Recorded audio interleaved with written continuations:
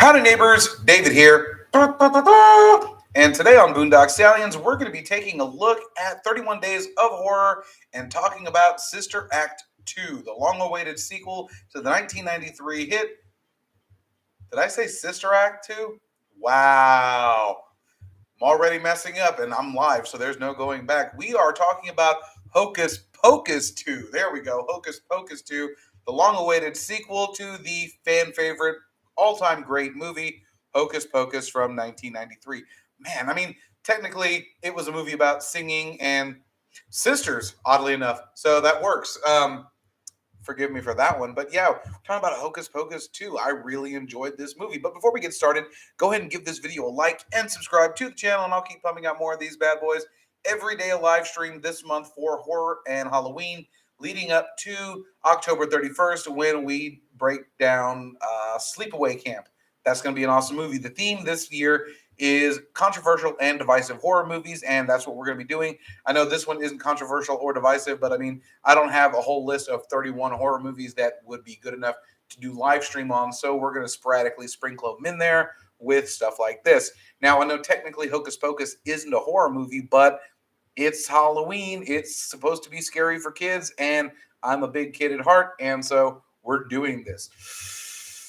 So, Hocus Pocus 2, before anybody gets started complaining about Hocus Pocus 2, yes, it was made for Disney Plus. And you know, I'd like to take a second to talk about people complaining about sequels going straight to Disney Plus or even the MCU getting TV shows and whatnot. Y'all realize that there was a pandemic, right? Like everything in 2020 shut the world down, like the whole planet, everybody had to stop doing what they were doing to follow these restrictions and guidelines that have been set up in place for the pandemic. So, like, get off their back just a little bit.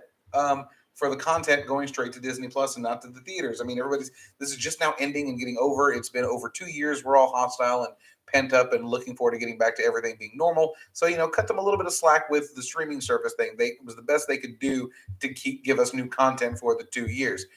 Now, yes, this was a sequel to the 1993 hit Hocus Pocus, and I'm really glad that all three of the sisters returned. Now, this had been pitched a few years ago with the main character from the first movie, Danny, played by Thora Birch, coming back as sort of a witch hunter and trying to hunt down other ways of bringing these witches back and destroying it so that they didn't come back. But for whatever reasons, that particular sequel didn't happen, and we got what we got, which was nice. And Thora Birch did say that she wanted to be in it, but she was busy filming the Netflix series Wednesday that comes out next month, which is going to be awesome because I love the Addams Family too. And I'll even forgive them for not releasing it during October when it's spooky month, but it's fine. It's totally fine. But spoiler alert, we may get a third Hocus Pocus movie yet, and I'll get to that here at the end of the video. So this one started by, you know what? Doing what Disney always does and giving you a baby version of things. And we got a baby version of the witches. And I say baby because it's a smaller, younger version. But they were, Winifred was 16. And I'd put her sisters at about maybe 12 and 10-ish. I don't know. It's been a while since I've had nephews and nieces that were that small. So ages are weird, but it showed all three of them when they were kids. And, you know, no offense to the two playing Mary and Sarah, they did a beautiful job, but the actress playing young Winifred was hilarious. I mean, spot on casting. She nailed it. And what I think is great is those three have the potential to get their own Disney Plus spin-off showing you the misadventures of the child versions of the Sanderson sisters. The only problem with that is it would end in tragedy because we know that it ends with the sisters sucking the soul out of Emily Binks at the very beginning of the first Hocus Pocus movie. So, I mean, have a tragic end. It'd be kind of like watching Anakin become Darth Vader, but with more adorable children. So don't do that. But by going back and showing them when they were younger and how important the sisters are to each other, how strong their familial bond is. Even the fact that the new curator of the Witch House Museum talks about how the sisters were misunderstood by society, cast out, abandoned, and had to turn to sorcery and witchcraft as a way to cope with being children abandoned in the woods by society. And you get a little bit of a sympathetic feel for them, so that at the end of the movie, when Winifred has been given the most powerful powers a witch could have, and she is literally the most powerful being on earth. She lost her sisters, and they were gone, and um, she was heartbroken. She was devastated. She didn't want this power. She didn't want to be this omnipotent being if it meant not having her sisters. And so she gave it up. And not just gave it up, but she gave it up and her life to return to her sisters rather than being the most all powerful thing. So while we do know that she sucked the life out of a child at the beginning of the first Hocus Pocus movie, there was something in the way of a redemption arc for the sisters in the movies. And honestly, I don't really see Mary and Sarah as villainous. They would have just gone along with their sister. So if Winifred's been reformed, there's every chance that the other witches would follow suit and be good too. And I mean, if you stuck around, spoiler alert for the end post-credit scene, there is another black flame candle that can be lit should Disney Plus approve a sequel, and I'm probably pretty sure they will. A sequel in a third movie in which the witches are actually the good guys.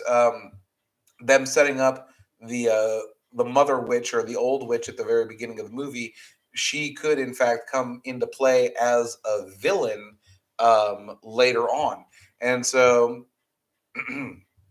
she would be the villain to go up against the Sanderson sisters, who've had their redemption arc and are now trying to save lives rather than suck the lives out of children to keep themselves young. They may have just learned the error of their ways and become better people. And it's Disney. That's basically what they do in movies, anyways.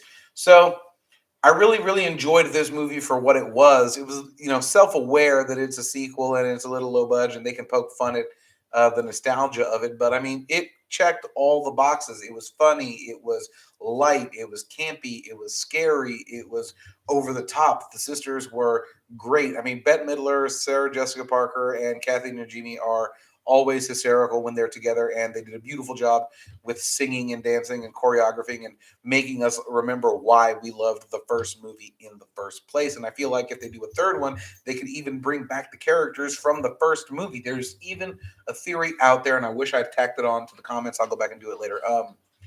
That Danny and Max's family from the first Halloween movie could be related or descended from the Mother Witch that we met in Hocus Pocus 2, as the Mother Witch is wearing a costume that is so close to what Danny's wearing in the first movie for trick or treating that it could be foreshadowing or a form of retroactive foreshadowing, as this movie is a sequel made almost 30 years later, that she could in fact be a witch too. We also know that there are good witches as well as bad witches. It's not just the sisters. You okay, girl? Sorry, my dog was looking weird. I thought she needed to go outside or something. She's good. Who's my good girl? Oh, she's a baby girl. Oh, yeah, she's my puppies. Bye. I'll deal with you in a minute. No, my good girl. So Bette Midler and them, like I said, they haven't lost their touch. It was a great movie. I enjoyed it. It's Disney. It's a whole fun for the whole family, and I don't mean to go off and praise Disney and worship them or anything like that. I mean, as far as evil, bloodthirsty, child enslaving corporations go, they're the best. And that was sarcasm and satire in my voice, if anybody missed it. So let's see. What do I have on the docket for later this week? You know what? More on Hocus Pocus. The three new witches. Also,